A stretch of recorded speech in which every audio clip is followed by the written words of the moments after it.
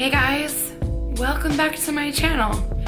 Happy New Year, it's 2018. Wow. So,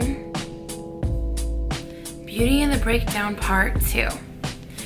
So basically, to catch you guys up to speed, in my last video, I had talked about how I went to this conference, asked for God to increase my faith, then bada bing bada boom, I ended up having a large stone in my left kidney / left ureter, and then a huge tumor in my right kidney, and then as well as a pelvic mass. So I guess the first thing I want to say is immediately after my first video, I'm trying to like fix my hair, I had my stone removal procedure, and that went well for the most part. I ended up in the ER after I got discharged, but I ended up being okay. So that kidney is good to go. So in my last video, I had mentioned that the doctors had also found a mass in my pelvic area. So I'm going to talk a little bit about that. There was a period of about 2 weeks where I saw that I had results of a pelvic mass, and I didn't know exactly what it was. And then I got a phone call saying, hey, like, your kidney stuff is important, but we're a little more concerned with what's going on in your pelvic area. We want you to see a gynecology specialist. We'll always remember vividly the day of my appointment and going into to see the gynecologist, and the patient room that they put me in had all of these pictures of these newborn babies everywhere. And I'm just already super emotional, not really knowing like what to expect. The doctor that I had, she was fantastic. She was super sensitive to how I was feeling and let me like take my time to kind of like process as much as I could what she was telling me. So basically, she was saying, well, this is what it looks like. We aren't going to know what is inside of you until we go in. You can lose anything, or you will definitely lose your left ovary, and if that ends up being cancer, you'll lose your uterus, and you'll have a whole full-blown hysterectomy. And I'm like bawling my eyes out in her office, and I'm like blah blah blah, like I laugh now because I look like an idiot when I'm crying, but it still is kind of an emotional subject for me because I have always wanted to have kids. And she was so compassionate, like not even like knowing that like I am a Christian, but she was like, you know, like God's got this, and he has you, and even if it does come down to you not having to have your own children, there are other ways to be a mom. I know that isn't always something that you want to hear, but when she opened up and told me that she was sitting right where I was like 10, 15 years ago, hearing that she wasn't able to have any more kids. She had one of her own, but she wanted more. She like showed me a picture of like her daughter that she adopted, and just went on to say like, you know, I struggle. I thought like I wouldn't be able to love her as much as I love my biological daughter, but here I am now. If I could have told myself where you are at in this moment, that everything will be okay, I would have.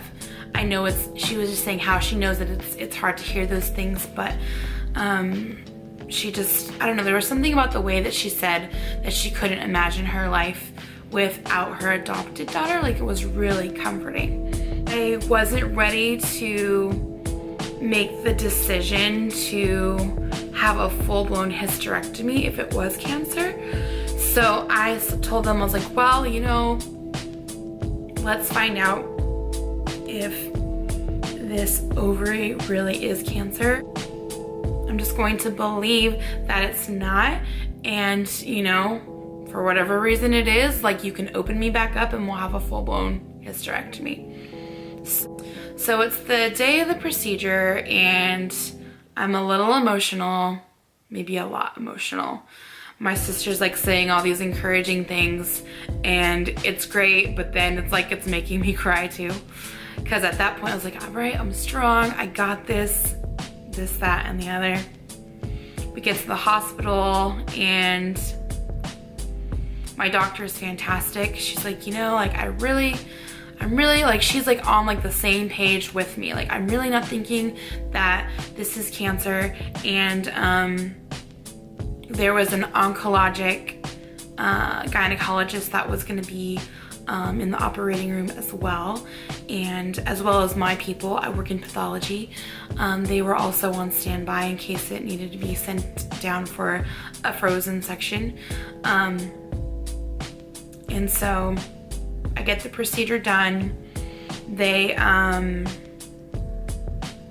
told my doctor told my sister, they're like 98% sure that it's not cancer, but they won't know obviously until things are fully processed. So I had like a hysteroscopy.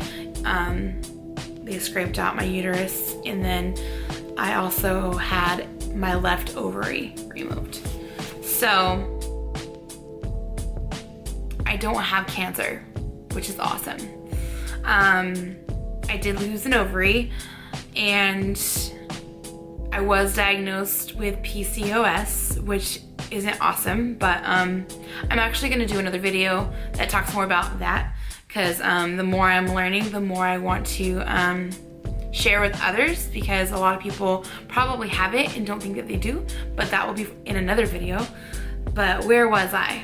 So recovery from my surgery was interesting. I stayed with my pastor and his family. They were amazing in taking care of me, not only like my physical needs, but like my emotional and mental health needs, because let me tell you, I was expecting to be sore. I was expecting to, you know, need time to recover and heal physically. I was not expecting the emotional and mental toll that it took on me. There were a lot of people that came to visit me and wanted to spend time with me, and I had a hard time with letting people love me. I had a hard time with not being independent. Oh my God, like, I have been so independent since gosh, a kid, since as long as I can remember, because I'm the oldest, and I always had little siblings and looking after them and getting them in line. So not being able to be independent was really hard for me, and also very humbling. Like, there have been people that I didn't expect to be there for me, people that I haven't even known for very long, that have like reached out and encouraged and supported me. I just didn't know how to receive it. I didn't know how to accept it. It's a really interesting way of God showing me that there are people who love me hard, who love me dearly, and I don't fully understand why he would do it in this way, but as hard as this journey has been, it's been rewarding because of how I've been able to let people around me love me and let God love me.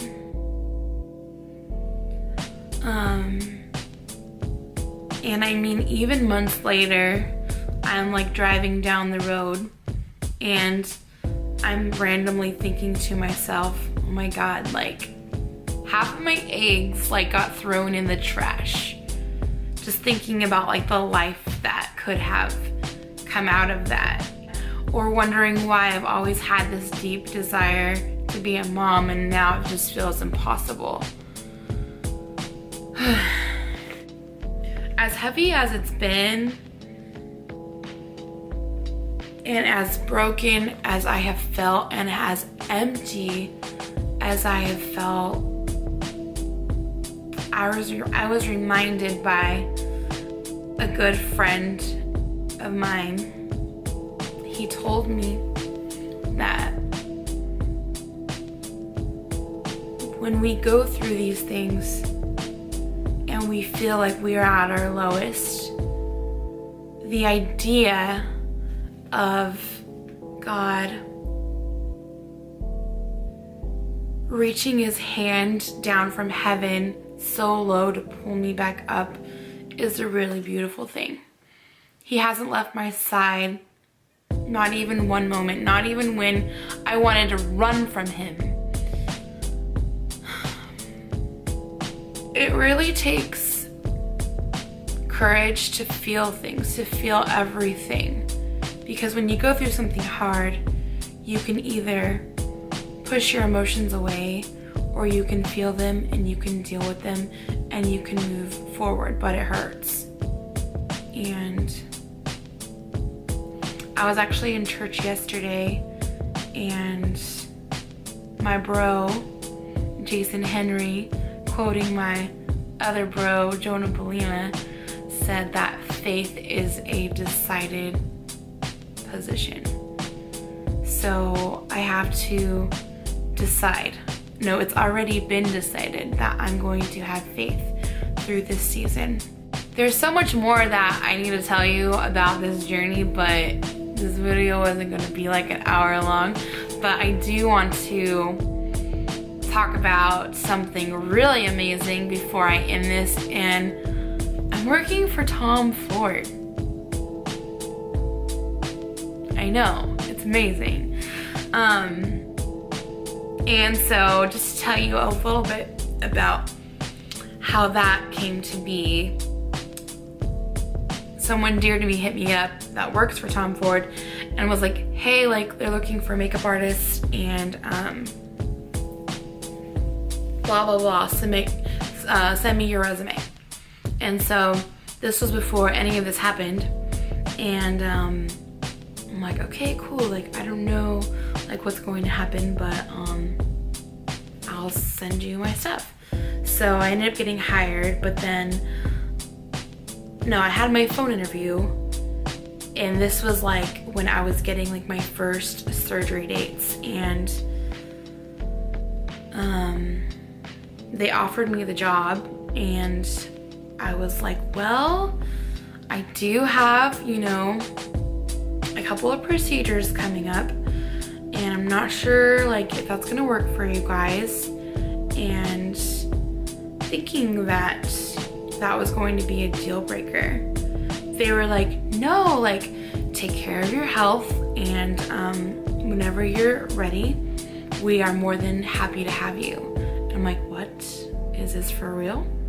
And so even in all this mess and all this crazy hard stuff, like God decided to bless me with that kind of opportunity, and I've been able to